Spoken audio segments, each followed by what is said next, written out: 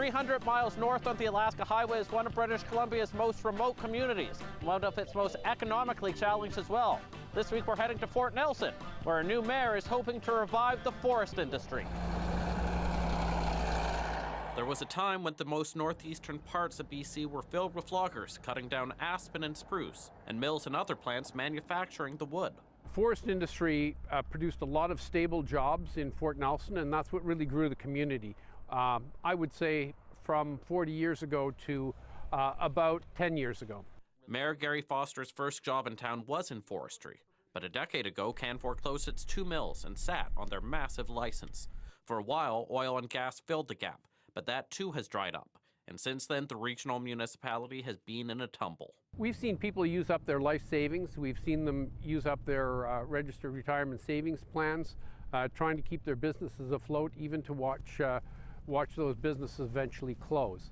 And we've seen houses go into foreclosure. We've seen families have to move away.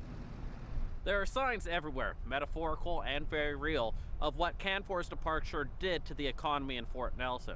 But now, after years of work, things are hopefully about to be approved for a new community forest. That would be huge for us because it would be the largest community forest in the province, and it would give us a little bit of control over some portion of our own wood. Unlike regular logging areas, the proposed 200,000 hectare community forest would have licenses and allowable cuts directly managed by the local government and Fort Nelson's First Nations. I don't think that it would take us back to pre-2008 levels when we had a plywood plant and an OSB plant both operating here.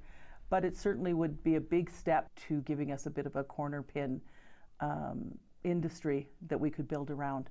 They will also need promised government legislation, forcing companies that harvest logs to manufacture the products in nearby communities. That's really important, but we now need to see that actually start to happen and actions being taken. After 2 years of work, the final application was put to the government in October.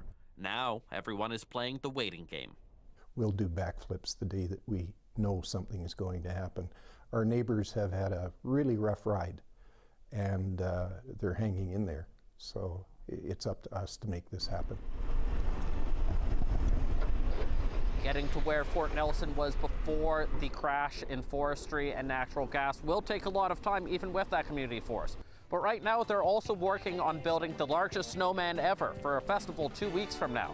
And the process here is much the same. You have to have a good foundation before you can get to new heights. Justin McElroy, CBC News, Northern Rockies Regional Municipality.